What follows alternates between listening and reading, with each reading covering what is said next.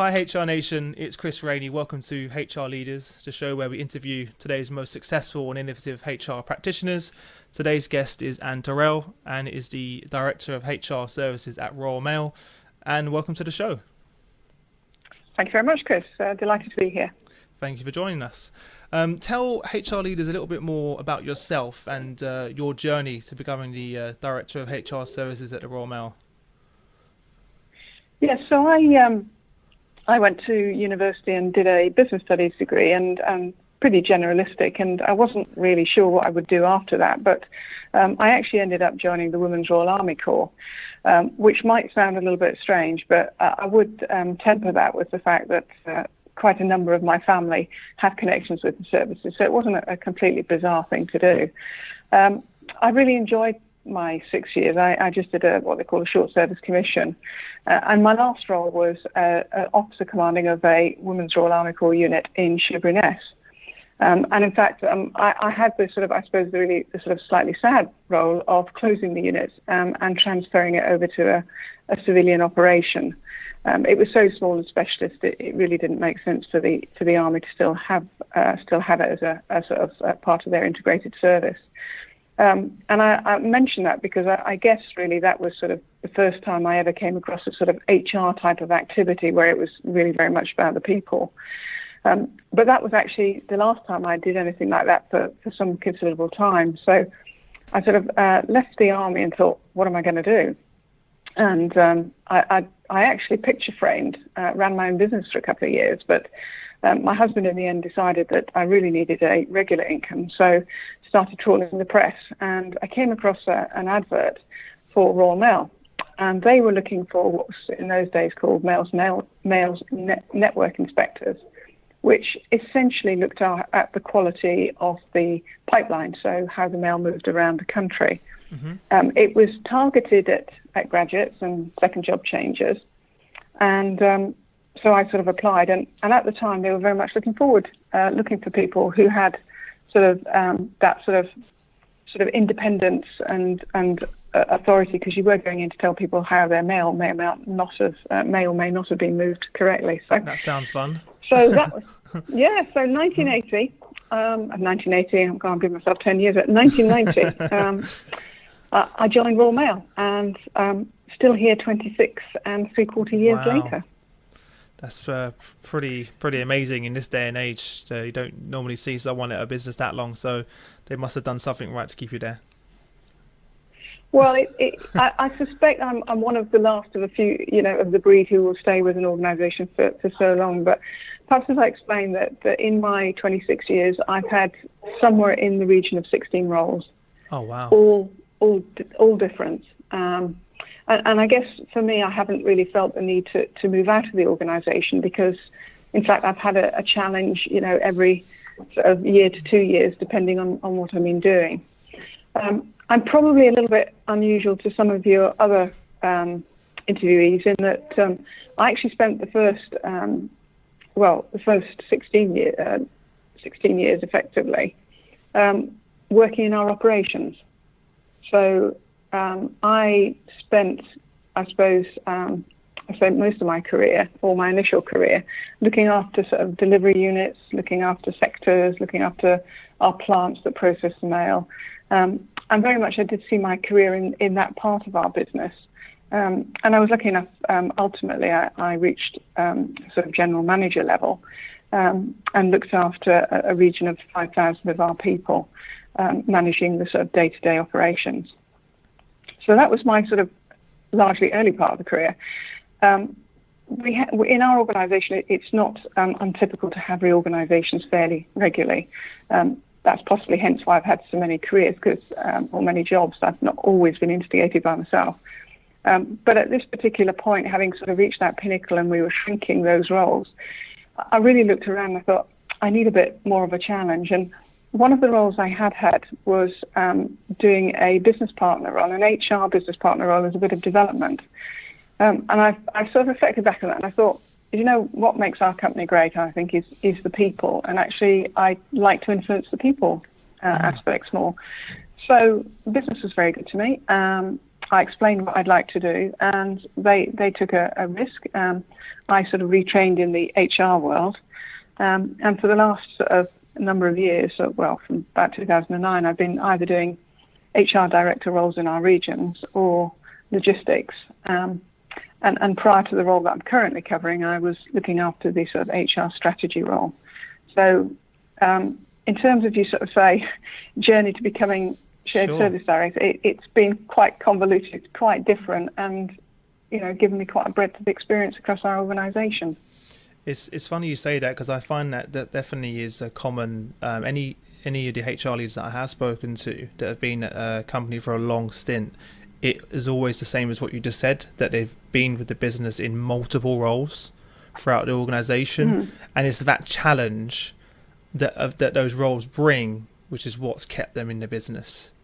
And I think in any business, that's a lot of the time when people leave the organisation is because they don't feel challenged, and they're doing the same thing over and over again. And any human being, after doing something for so long, there's always going to be a need for that, for the longing for something new and to be challenged.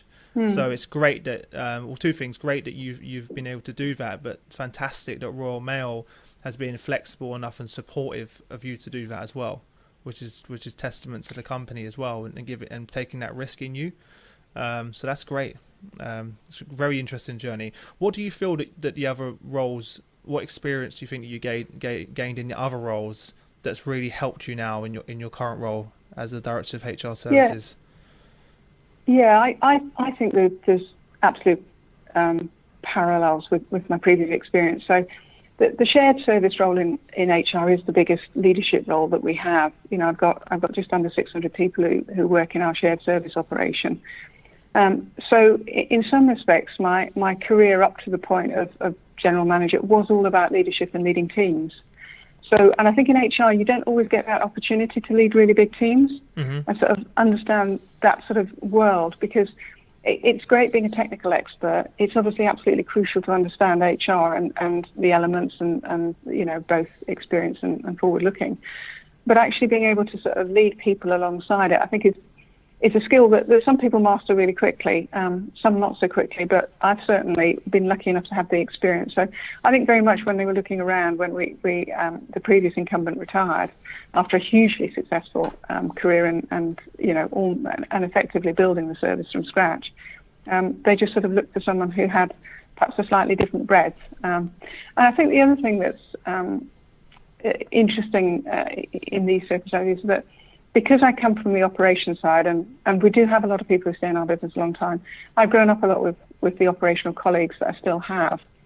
So shared services and HR can sometimes have a bit of a rub against relationship, particularly when you're providing a service and being cost effective, but not necessarily that being seen by a customer. Sure. So for me, it's about how I build that relationship with the operations, and sort of when they're asking me to do things, it's about how we understand. I understand what they need, but equally I like to try and put across, well, for us, this is how it would work in our environment. So I think that the journey for me, in some respects, it's sort of almost like the natural role that in HR that would sort of fit.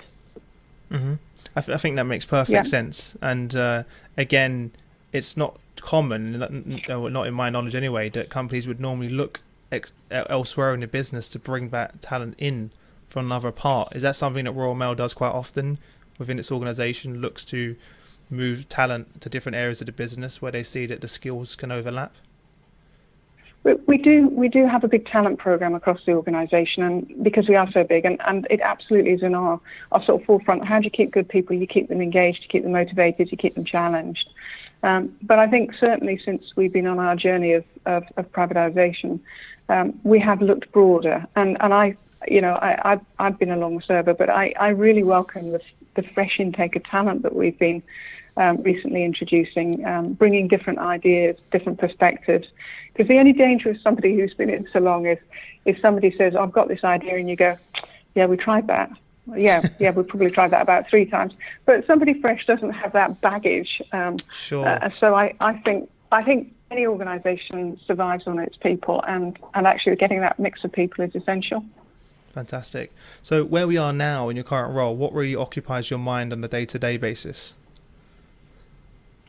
On a day-to-day basis, for me, I suppose there's two elements. There's the really key element of keeping the business as usual on track. So when you've got an organisation of 140,000 people and you pay a huge proportion of those weekly and a number monthly, and then you have some very complex legacy payments, for me, it's no noise in the system that's really important. So pay must work, pensions must work, recruitment must work, which again is scaled up. And indeed, where people are struggling with policies or advice, how we interject and support that in a quick way. Because, when you employ 140,000 people, it's all about the people, and people bring with them a range of personal issues to work quite often, and equally have a number of work issues. And so for me, the most important thing is, are we offering the day-to-day, and is it working for our customers? And then the second bit is, I'm sure, the challenge everybody's got these days, which is we need to be efficient in what we offer. So it's what's coming over the horizon that can help me be more efficient. What am I currently doing that we could do in a better way? And really, how do we balance that commerciality with that customer service? So the future piece and the planning for that's really important. Mm-hmm. So how are you currently supporting the business in that? What does that look like in terms of the future services to customers, looking ahead at new technologies, new innovations? How do you, the HR services, communicate with the rest of the business? What stakeholders are involved in that? Well, everybody's really involved. I mean, we're set up that we introduced PSP, our People Systems Platform, so on SAP, and that was introduced in, I think, 2011. So we connect our people through our technology, but as you can imagine, nobody can afford the completely bespoke offering. So sure. It can be a bit clunky at times, and people, will sort of, I've got more than 3 clicks here, and I've got about 69 before I can find the page I want. So for me, we do have a technology platform. I'm looking to say, well, okay, what can we do that makes it better, faster, quicker? And I think the other thing is, like all of us, when I first started in the business, just to show my age, we had typing pools. So now, if you think about the way we communicate, it's on computers, it's on digital apps, it's on conference calls, it's on such a myriad of technology that allows you to really connect here and now. And I think that's the bit that I'm seeing changes. People, and my people, don't want to wait for an answer. The speed of information so they want exchange. That connection. Yeah. So that's really sort of high. So we've got a platform. We're building on that, and the challenges of an organisation of our scale is how you integrate that successfully. No, of and course. You don't forget, the left hand, right hand. If you change something here, you have to be thinking about, well, what's the impacts across others. Mm-hmm. What is the one thing you mentioned? Obviously, your time that you've been there. How have you seen the culture change in your time that you've been in the business? Yeah, I think if any. I think we do get good engagement results, and clearly it's a bit of a testing time for us as an organisation at the moment. But we do get good engagement results, and one of the things that I think is intrinsic to our culture, and I think will always remain, is the people's huge pride in doing a good job for the customer. Mm-hmm. So the majority of our people are out in the street day in, day out, delivering to some quite obscure addresses and some quite difficult addresses. Sure. But they love the people that they interact with, and we might argue that the customer is the paying customer, but if you ask a postie, they'll say it's the person I'm delivering to. They're my customer, because that's the people they interact with on their daily round. So I think culturally wise, we have a fantastic foundation in pride, but we also have a challenging union, and all the things that you would expect to come with that. Sure. We do spend a lot of time thinking about how do we motivate our people, how do we engage with them more, what is it they want. So last year, or the last couple of years, we've done what we call the big conversation, and we've literally gone out across the country and engaged in big focus groups to talk with our people about what's important to them. So we have a really sort of simple sort of set of values about being positive and being part of it. And that's the kind of thing that we've got straight from the heart of our people. So it's always going to be difficult in an organisation like ourselves, but we are very lucky in that I think we employ a fantastic set of people who want to deliver a great service. Yeah, I feel like in London we take it for granted, that personal exchange that someone perhaps will get with deliveries when, as you said, with an obscure location where I'm sure they know each other on a first name basis, don't they? With the person delivering the mail every single day, so I'm sure it's probably the same person. Would that be right? Who would deliver to that same location? Is that right? Whereas I feel like in London that doesn't really happen as much, you know. So you don't really have that relationship. It's different. I think it's different in an urban, I might class it as an urban opposed to rural. But even in the urban ones, where you've got the more populated parts of London, it will be. But where you've got the business elements, it will be a sort of quick in, quick out. And of course, I think in London we've got more challenges around the security of premises and people having to carry keys and remember numbers and all sorts of things. I can only imagine. Literally today, this is a coincidence, right? My first podcast this morning, the delivery from Royal Mail came in the room on camera and gave me the delivery today. So in my head I was like, well, I'm speaking to Royal Mail straight after this. So and I always think it must be such a challenging job to be going to a corporate building like ours and to go, find that office in the first place, but then find someone to actually deliver to. You got. I think there's going to have to be a lot more than just a job to be able to do something like that and to be committed to that. So I can definitely understand how there's going to be a strong bond between the business and all the employees and the customer as well. How are you finding the new generation of employees that are coming into the business? The new Gen Y, or how are they dealing? Because I'm thinking in my mind, and correct me if I'm wrong here, this will make me completely wrong. The hard day's work of a job like the Royal Mail, how is that going down with the newer generation? If you don't mind me asking. Yeah, well, it's a really interesting one, isn't it, about millenniums and different approaches and different attitudes. We employ roughly every year about 6,000 new entrants, and we employ a variety from sort of apprentices all the way through. I think for us, the job is the job, but it's a hard job, and actually, although it sounds very simple, you just sort mail and then you deliver it. It can be surprisingly complex if you've got rows of house names. To me. Yeah, it doesn't sound simple at all. Yeah. To me. We have we've had for many years a system of what we call workplace coaches. So and they're a great bunch of people who are out there. They're posties and postwomen, and they're out there, and we get them to sort of guide our new entrants. So they will explain to them how it all works. And the other thing, I think, any organisation, I'm sure it's not just us, you recognise that whereas a trained postperson will do a round in 4 hours, somebody new will take 6 to 7 to possibly 8 hours initially. So you'll always give allowances for that, which is what we do, and we send people out with, a colleague who knows what they're doing. And I saw that today. Yeah, that's exactly what I saw today then, because I was wondering why he had someone with him. Because that's the first time I've seen that, and she was very polite. She said thank you very much. I could tell she perhaps just started, and then he spoke to her on the way out. So that must have been what I've just seen. That's cool. Well, we do tend to work in pairs anyway now, which I think helps for engagement and then a bit of support for colleagues. But you know what, the job's the job. So we do explain up front what people are going to do. But yes, it's good for the sports and we get a lot of athletes who are very keen to use it as part of their training regime. And of course, the hours, particularly for delivery, will allow people to do afternoon things that they've got hobbies that they've got interest in. Yeah, so I never thought about that.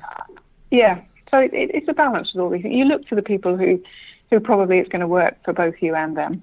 Sure. So when you're recruiting, sorry to be more specific, what type of attributes do you guys look for? Yeah, well, we have a sort of you apply online these days, and we have some basic tests that we'd ask people to go through, and then for us, it's really we're looking for positive behaviours. one of the things that we now do is we do send people out in vans. Generally more than sort of in London, you'll see everybody with their high capacity trolleys and doing the routes with the sort of extended golf trolley, if I might describe it as that. But for the majority of the country, it's sort of 2 people in a van. So we need careful drivers. Sure. And we know from our research that, your behaviour will give an indicator of how well you drive. And obviously, it's an important factor to us. So for us, it's sort of a standard interview with what's probably going to be their line manager in the office that they're going to be employed in generally. And we'll just do a normal assessment process, ask those sort of regular, recruitment interview questions, but with a focus on, how is this person going to behave and represent us? Mm-hmm. Yeah, so I can definitely see how the behaviours is a huge part of that, especially with the job. I'm sure it's definitely not going to be stressless in some instances. So obviously you need to know how people or predict in some sense how people may react to that. And as you said, if most people are behind the wheel of a van, then that becomes even more important. To do that. So where do you see the biggest opportunity at the moment for the organisation, and how do you feel that you yourself and your team can help the business deliver on those objectives? Well, I sort of, from a shared service perspective, and I've touched on it a little bit earlier, I think it's about that strong client relationship. So for us, it's about, we want people to be able to do the day job really efficiently. And for that to happen, they don't need to be trying to find policies, trying to get advice, trying to look up various bits and pieces. And for me, so it's that client relationship of, this is how we can help you do your day job. And that's really important to me and the team that I work with. Mm-hmm. And have you found that the skill set and the requirements of your team has evolved over the years to help support that? Very much so. I mean, we work in shared services. We work on a foundation of Lean Six Sigma. Mm-hmm. So, everything that we do is looked at from a service improvement level. We value stream map everything. We look at the process. What can we do around the process? So, from that aspect, we'll look for all the individuals to be, grounded in that basic element and how it works. And then, of course, for specific teams. So, for my advice and support team, it's about MVQs in customer service. Pay and pensions, we focus quite a lot on the technical aspects of, understanding pensions. There's MVQs in that as well. There's for the more senior, accountancy qualifications, if they're in that part of the business. CIPD for a number of in the sort of advice and support. Mm-hmm. Recruitment, we look for recruitment techniques. So I think there's something about the professionalism of really understanding the trade. And it's understanding the latest sort of techniques that allow you to be an efficient organisation. Where I see it going is, I think, much more on the digital platforms. Sure. So I think people are going to have to be really good in terms of sort of understanding what technology can and can't do, and how they then map that into their day job and what we can give by way of advantage and connectivity. Mm-hmm. And how are you guys currently, because as you know, that was probably going to be a good question I was going to ask there. How are you guys currently preparing for that digital change? Well, I think we're looking at what we currently do in terms of our systems and our and how they work. And so we're looking for enhancements. One of the things that we introduced a couple of years back was success factors. Sure. And currently we have talent, learning, performance and recruitment, and they're all live. But for us, it is probably looking at is reward the next obvious one that we sort of bolt onto that. So I think gradually for us, in an organisation of, sorry, repeat the scale, but when it's so big, you can't just introduce something of course, as easily as you might on a small scale. No. Yeah. So, anything that you do needs a huge training platform, which means release and all of the things, change management that you want to do. So for us, it is about sort of, okay, what have we got, right, what's the next iteration and the next iteration, etc. So it's really building on the systems that we've got is I think, sort of our focus. I'm certainly, one of the things that I'm exploring at the moment is the telephony side. So like a lot of shared services, we get people, they'll email in or they'll ring in, and then we'll look to triage the problem through the system. Mm-hmm. If you look at some of the other organisations where they've really taken on the sort of the live chat, the chat bot. We don't have that in my part of the business, but we do have it in our customer experience. Yeah. So for me, that's the next obvious port, is as back to this connectivity bit, really sort of so that, you know, the people in shared services, what skills they've got to have. I want them to be knowledge gurus. I don't want them to be as transactional as they are currently. And Sure. the reason they're transactional is because that's what people are asking. But if we can get rid of that noise in the system, and we can answer that in a different way, then we can build our knowledge and really add, you know, do that value add piece. So I do see the digital area one way or another is going to push us in that sort of direction of skills and how we leverage it. Mm-hmm. I think you said something really important there as well, is that once you can automate some of those more manual tasks, it does allow your team to start thinking broader and gaining more knowledge in other areas and think about the bigger picture. I think a lot of organizations are moving towards that, and also it gives you speed, doesn't it, being able to communicate in that manner, that you can move quickly and be agile. As agile as you can be with 100,000 plus employees that you have in the organization as well. What positive impacts have you seen technology already have on the business? You mentioned success factors, for example. Yeah, so success factors really good. So that you talked about talent earlier. Well, we've now got a way of seeing talent across our organization. So the way the system's set up, you can start to sort of identify your successors and push that all the way up through the organization. So it gives you a much stronger platform of, you know, where's your potential, how's your performance, how's that all mapping together in a succession plan. And then you get little offshoots as well. I was talking to a colleague who was going over to France and realised that we didn't have a translator. So just went on success factors to find out who can speak French fluently. Oh wow! So then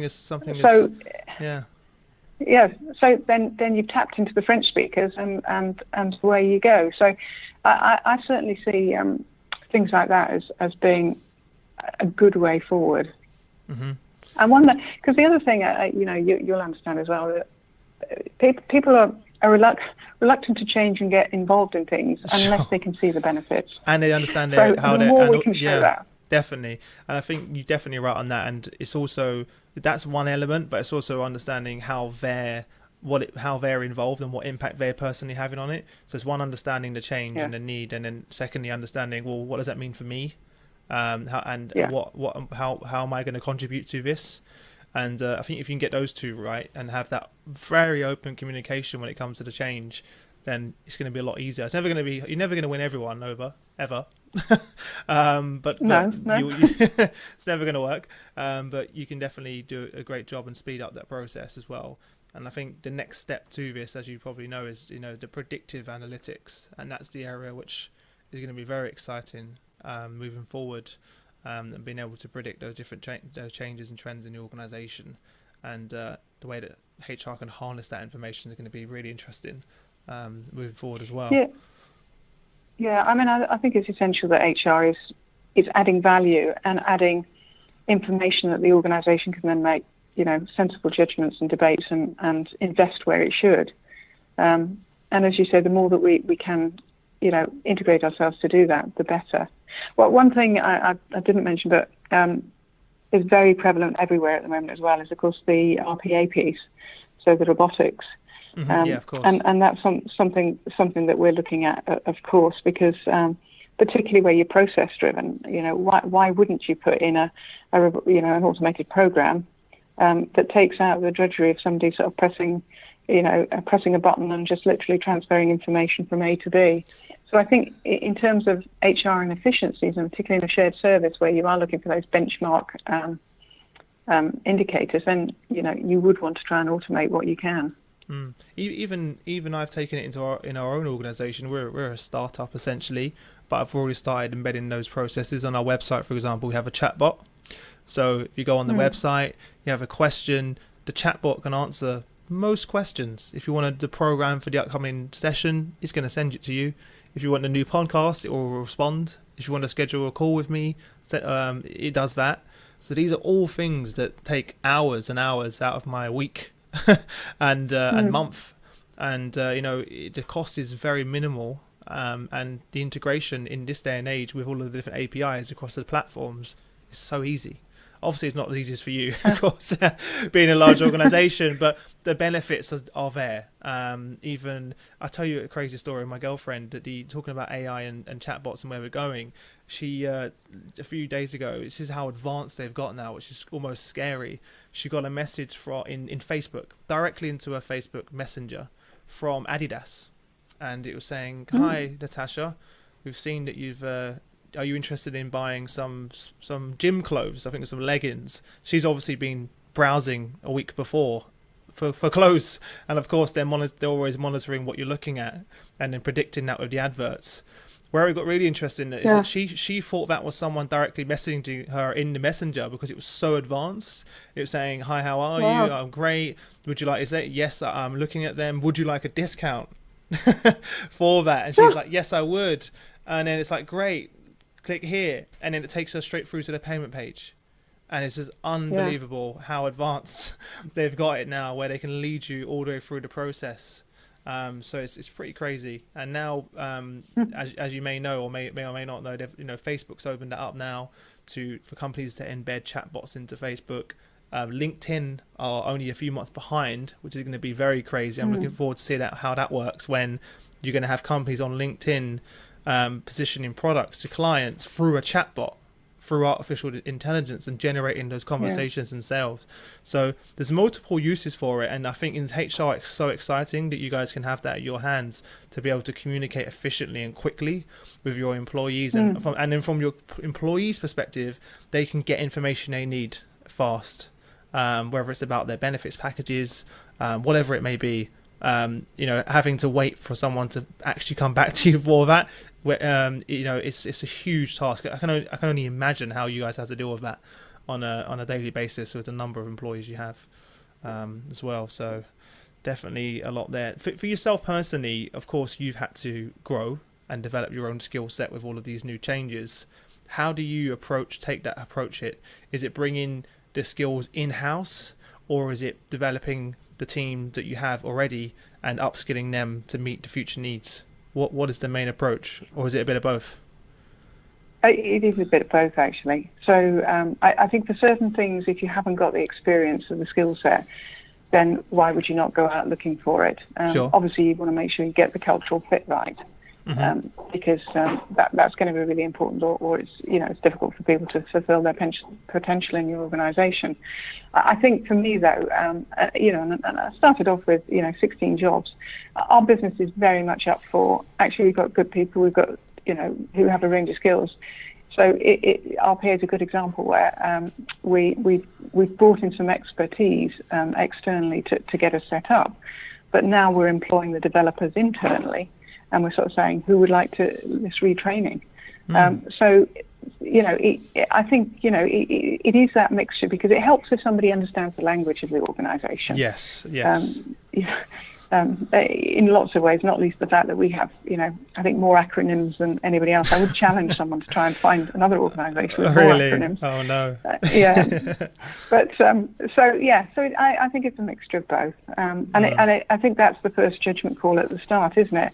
Sure. Working out what you want to do and then working out how you do it, and it's crucial that you don't waste your time trying to perhaps fall down journeys or fall down paths you don't need to be if you'd asked the right person who said, no, actually, this is how you do it.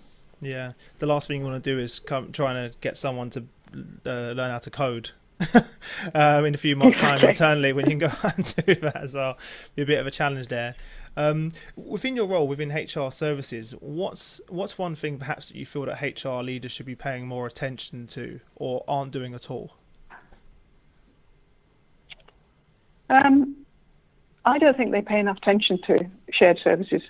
If we're talking about the sort of wider HR community, I think it's in my view, and of course I'm very new to this part of my business, and I'm actually realised how embarrassed I was when I had so little knowledge of what an engine it is and what it can provide. So I think for me, I think it's an untapped area in some respects, and that if we concentrated more perhaps in the investment of the service we provide to ourselves, we would get so much more out. Whereas I think there's quite often a tendency, isn't there, to look at the new whizzy learning program or talent program or whatever it happens to be, organizational design. Well, actually, you can do all of that much quicker, much better if you equip your services to help you do it. Mm-hmm. So I think, and I may be being unfair, but I think from my point of view, I think shared services in Romel can offer an awful lot more. We just need to get people's eyes open to the fact. Mm-hmm. I think you're right. Everyone's eyes are always on the new shiny object that's out there, rather than looking at what resources they already have at hand that they can harness. Yeah, and if you think about it, we are the data-driven. We work on our scheduling of how much we've got workload coming in. This is all a wealth of data that the organisation can use as well.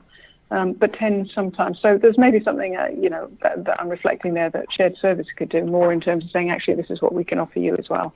Mm-hmm. Mm-hmm. In a wider context. Sure. So how do you think, if you had to give some advice to HR leaders, how would they to start that conversation? What would that look like? Would it be perhaps just getting everyone in a room really and discussing how we can work better, or what would that look like? Yeah, I think there's a lot of that. I think there's an education piece where it's helpful to start with these things. People, you don't know what you don't know. Yeah. So there's that piece of me that says actually, if you make it interesting for people and you present them with some facts which make them think a little bit around. For example, one of the things that I have unfortunately to do in shared services is recover money, and that's quite often driven by not HR but by operational colleagues who just fail to tell us people have left in time. So we've automatically paid them, and then we have to recover the money. Now that's bad for the person who's left, and it's clearly bad for us. But it's actually, when I talk to my colleagues about the fact that I'm a debt recovery agency as well, it makes them think a bit. And it makes them think a bit about, there is a reason why we want, Anne wants us to be compliant on X, Y, and Z, because there's a consequence. Sure. And it's that piece. It's explaining what happens if you don't engage with us, and how if you do engage, we can make it a better customer journey for everybody. Sure, perfect. That completely makes sense. And so what kind of efforts have you done in the business to strengthen those relationships with your other peers in HR? Well, in terms of myself, because I've done so many different jobs across the organisation, that one of the benefits that brings you, apart from having to learn things very quickly, is to create a network. Mm-hmm. So if I was giving advice to anybody, I would say, whatever you're doing, grow your network, because these are individuals who today might be working alongside you or for you, but in a short space of span, or be your colleagues, or in different parts of the business where they can influence the agenda. Mm-hmm. So I think for me, it's about using that network. So it's about sort of reaching out to that network, being helpful, and equally sort of where you need help, you can then go and find it much easier than perhaps you would have expected. So sure. I think just building those networks, showing the value you can add, and in really engaging and drawing people into your world is probably what one of the things that I spend a bit of time doing. Fantastic, and I think that leads us nicely on to the quickfire round. So where I'm gonna ask you 5 questions. I know it sounds intense now, and you have no more than 30 seconds to give us some amazing answers. Are you ready? Oh gosh. Okay. Oh gosh. No pressure. But what was the number one thing that was holding you back from sort of doing your current role in shared services? Right, this might sound strange, but my home location. So I currently live in sort of Hampshire way, and my location of my shared service unit is Sheffield.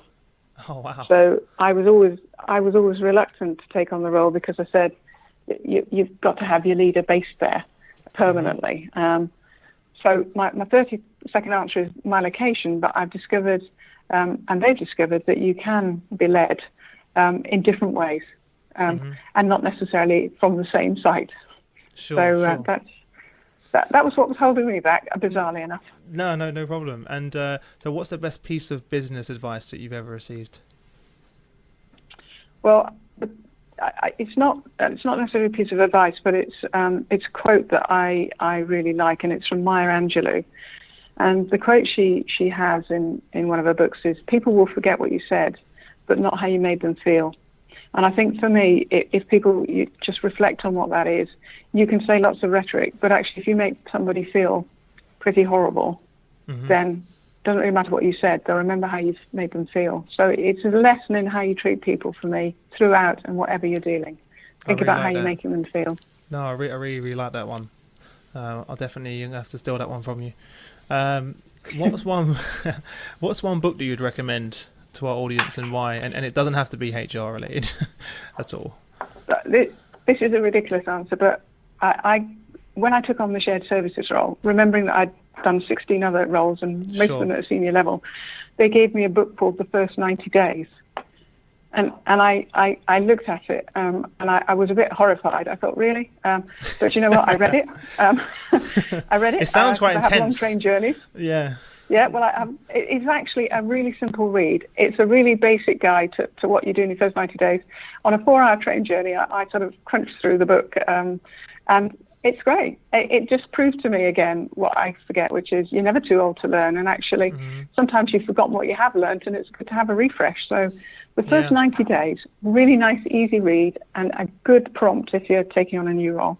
Fantastic. Well, I'll definitely link that in description. And I think what you just said as well is interesting, because I think some people forget or don't realise how many skills they've learned in other roles that actually do transfer, that they don't expect. For example, the skills that you developed in terms of the leadership massively helped you in it sounds like it in your role as well. So I think that's another thing as well, and it sounds like that book sort of was quite thought-provoking, made you think about that in a bit more detail, which is great. Moving on, in terms of resources, of course, and how you sort of stay in tune with current events, what type of resources do you use? Internet resources or apps or anything of that nature? Yeah, well, I think I probably have quite a number of the regular ones that pop up into my inbox on a daily basis. You know.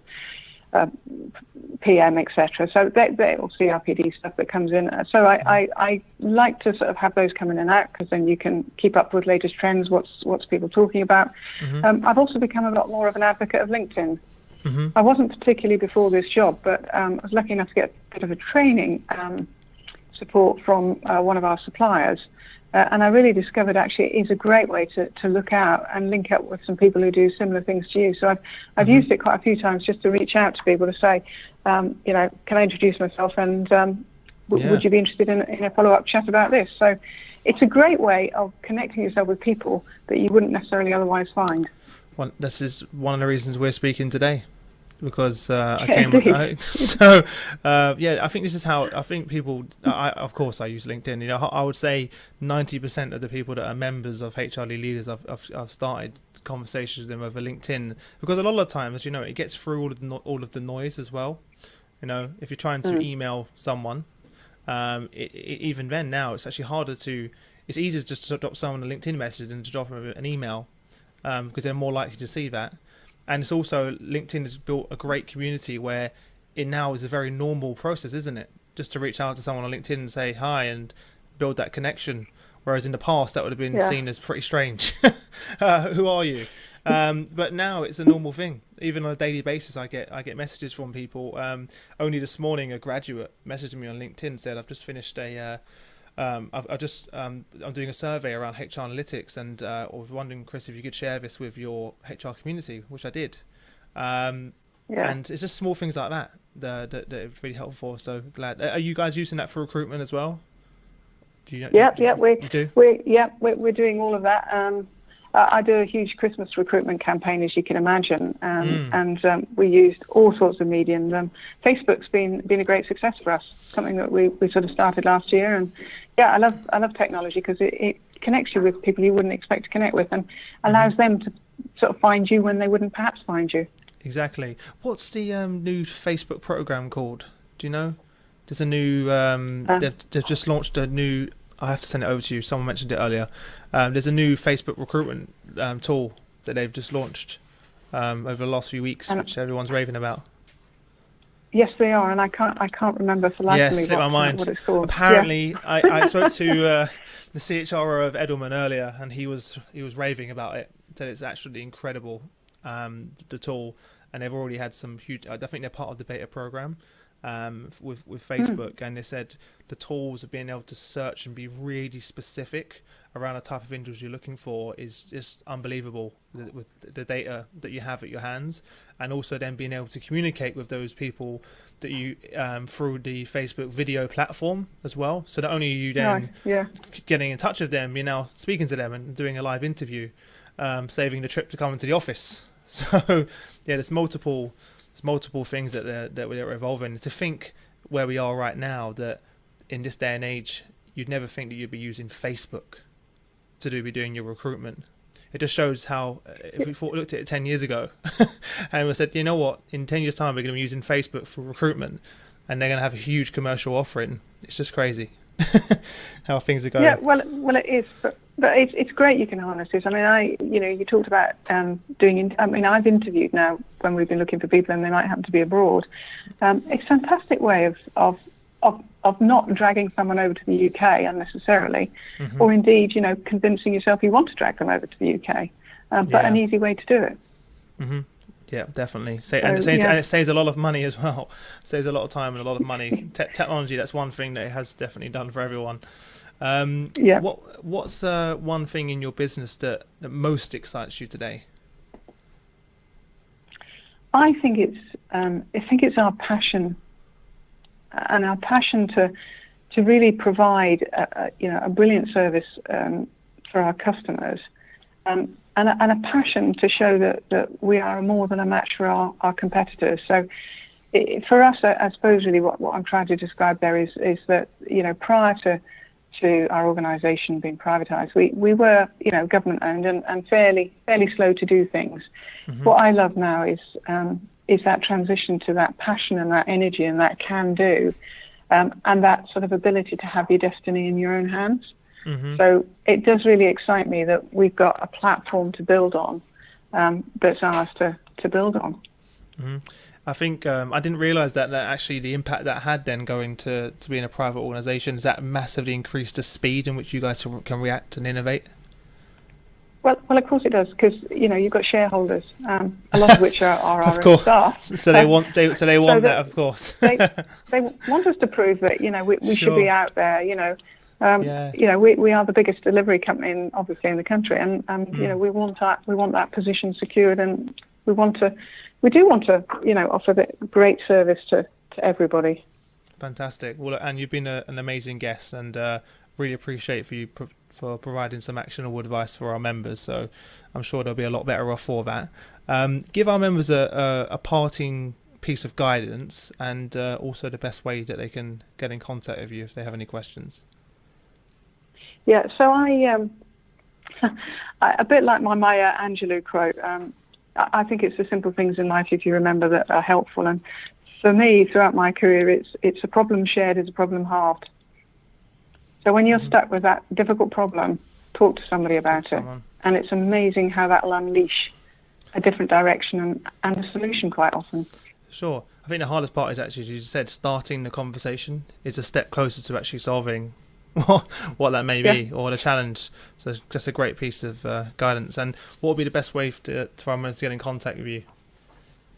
Yeah, well, as I said, I convert to LinkedIn, so I'm on LinkedIn as Turrell at Romel. So fantastic. Yeah, I'm sure, hopefully, can be fairly easily found. Sure. I don't think there's another me in Romel. No problem.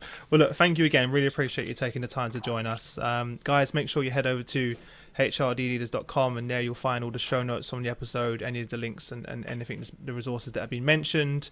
Also, if you haven't done so, you can subscribe to the podcast through YouTube or iTunes to be notified on new episodes or the live streams, which we're going to be doing soon. And thank you again for sharing your journey with us, and I wish you all the best until we next speak. That's brilliant. It's been my pleasure, Chris. Thank you.